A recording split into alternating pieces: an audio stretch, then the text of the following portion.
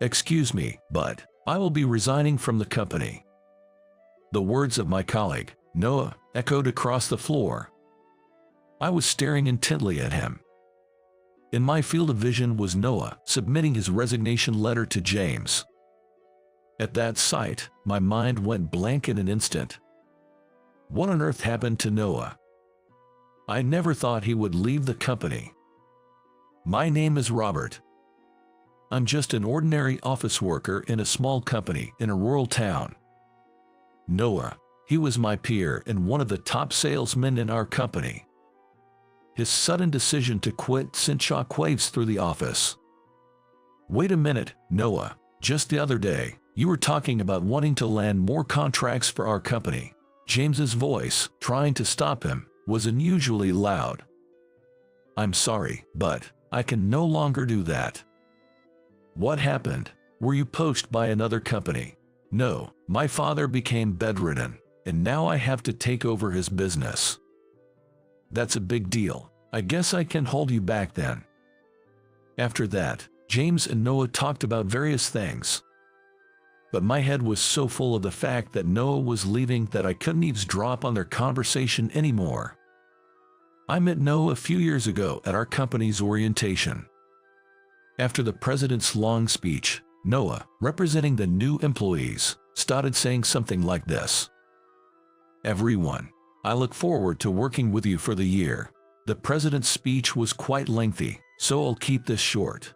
We thought Noah would get a scolding from the upper management for this speech, but that's a great speech that really understands the needs of the employees.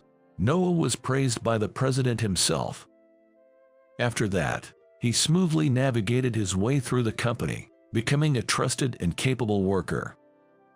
I got close to Noah when I upset a client during a sales meeting.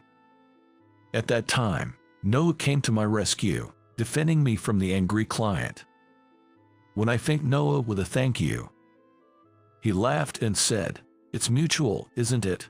Since then, I started consulting Noah whenever I had a problem at work. And now, Noah is leaving the company due to unavoidable family circumstances. While I understood, I couldn't help but worry about the future of our department. More than half of our department's performance relied on Noah's work. Without him, I wondered who I could turn to for advice.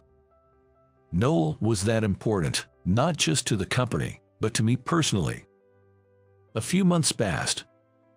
We're managing somehow even without our ace. Even after Noah left, our department was doing okay. Our performance dipped a bit, but James is rallying everyone, boosting morale and saying we can't let it stay this way. James's go-to phrase is, "Come on, if we can handle even this, Noah will laugh at us." He always used to say that. Every time I heard those words, I thought about how much James cared for Noah. It reminded me of how important Noah was to our department. Would be nice if he were here. Whenever there was a big issue, someone would murmur something like that. As much as everyone missed Noah, I found myself wondering, I wonder how he's doing now. It was a daily reminder of how much we all relied on Noah. One day, after finishing overtime, I got home late at night. To my surprise, I received a message on my cell phone from Noah. The message was a catch-up after a long time, telling me he's somehow getting by. But something about it felt off to me.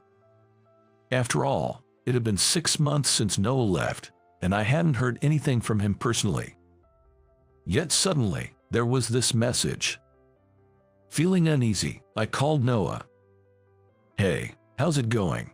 Did something happen?" I was kind of surprised to get a message out of the blue. Actually, I've got something I need to talk to you about." Talk. Jer, it's a bit of a sudden request, but would you come work for me? Well, at your company, Noah, we're having a tough time settling on a salesperson. I've reached out to other colleagues too, but they all turned me down. So I'm just a backup. A strange anger wells up inside me. I don't know why it irritates me so much that Noah didn't rely on me first. So, what are the terms? You'll consider it. Depends on the offer. I don't want to step down from my current job, and please, no sudden retraction of the offer. I get it. I intend to pay you a salary that matches your career, so please. All right, let me think about it. It's a big decision, even if it's no asking. I can't just say yes right away. Take your time. I'm really grateful you're even considering it. I feel a sense of gratitude towards Noah, yet I'm still torn. I have a certain attachment to my current company, a sense of obligation. Could I really just up and leave like that? For Noah, it's a family situation. Leaving the company seems unavoidable. But it's different for me. Sigh, what should I do? I'm troubled, pondering my future. The next day, my mind is still full of thoughts about switching to Noah's company. I can't decide just yet. Hey, what's up? You look troubled, Robert. Amelia, a junior colleague, speaks to me.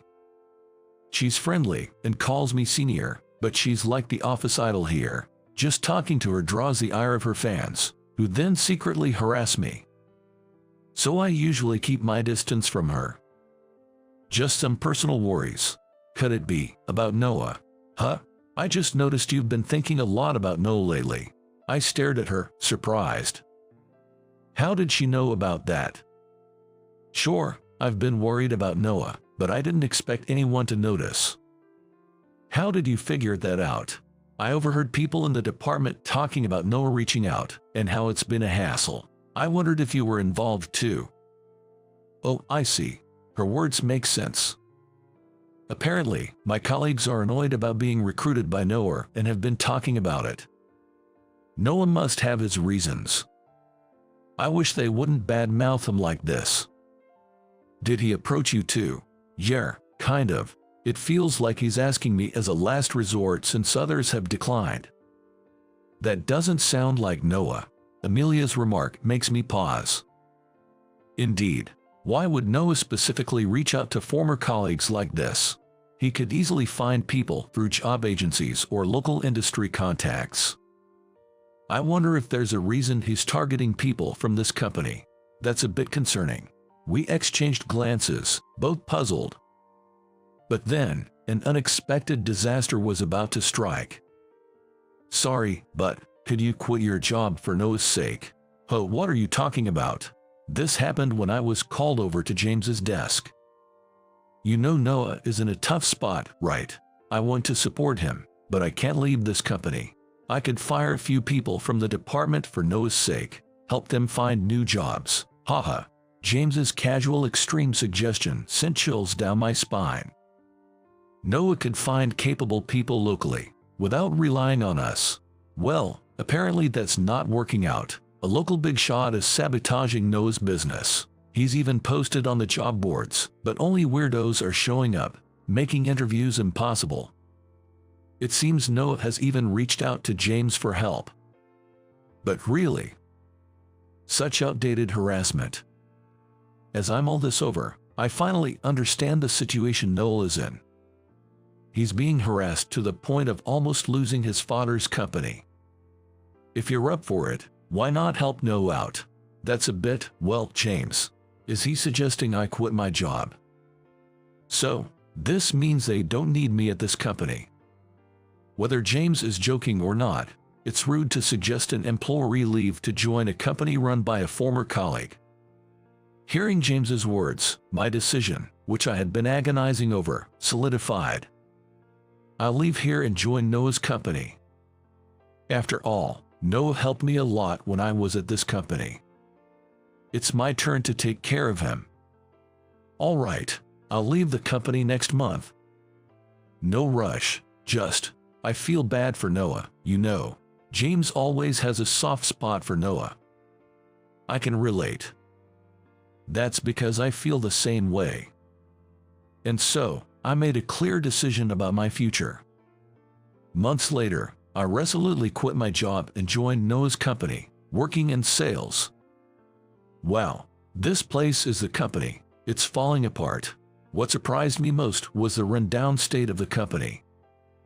Sorry, it's an old factory and office we've been using since my dad's time. It's falling apart.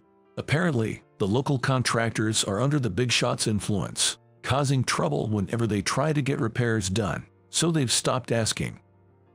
Is that what's bothering you? I know from James what Noah is going through. That's why I couldn't believe Noah was struggling with this. We can ask our old company for repairs. They are a construction company, after all. It'll be good business for them. Well, that's true, but there's a labor shortage right now. I don't want to burden them with our work and hinder their ability to serve other customers. Don't sweat the small stuff. Former top sales. That's right. Amelia, who was with me, chimed in. I wasn't the only one who had come to help Noah. Some employees, concerned about him, were working part-time at our old company while also helping out here. Amelia was one of them. The president of our old company said to ask for help if needed. You have a lot of strong allies. No need to feel down. Yeah, thanks, everyone. Noah shed tears in front of us. Don't cry, Noah. Amelia gently patted his back, and I handed him a handkerchief. From then on, it was like a battle. The harassers are from one of the companies run by the local big shot. It's a local company with a factory in the same industry as ours. Whenever we conducted sales activities, some shady guys turned up, causing enough trouble to call the police. Even sales calls often turned out to be harassment, and weirdos flooded in whenever we tried to recruit office staff or part-timers through job services. But seriously, what does Noah have that those powerful harassers don't like? Even though they're powerful, they don't have much clout anymore, but they seem to want this company's factory, along with the land. I've always said I won't sell, but they have connections in high places, so we can't make any rash moves. Noah said with a wry smile. In these past few months, I've deeply understood Noah's struggles. It's understandable to feel weak in such a situation. But isn't that illegal? On the surface, they are a legitimate business, so the police can't do much. We're really at a loss here. Well, we just have to deal with it step by step. That's right. If we get discouraged here, it's just what they want. Amelia brought us some tea. I noticed she was smiling mischievously. What's up? That weird smile is kinda creepy. Didn't James contact you? Something big must be happening. Something big. I didn't understand the meaning of Amelia's words at the time. And then, it happened the next day. It seems the company which harassing us will soon be investigated for tax evasion. Apparently, there was a whistleblower. Later, we found out that the informant was James from our old company. Apparently, James's wife's friend worked part-time at that harassing company. One day, she saw documents showing the sales hours and revenue figures were being underreported.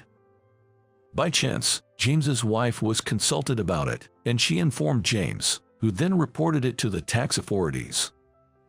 Such a terrible and malicious company. No doubt, a lot of their misdeeds would come to light. That company and the related big shot are finished. I never imagined that the company would come to such an abrupt end. But now we can work freely, that's great. Finally, we can settle down and focus on work, and maybe even step up our romance game. What do you mean? Amelia's words caught my attention, and I asked her. What do you think about a woman who follows the guy she likes to his workplace? The office idol asked with a beautiful, meaningful smile. What's that all about? You'll have to figure that out yourself.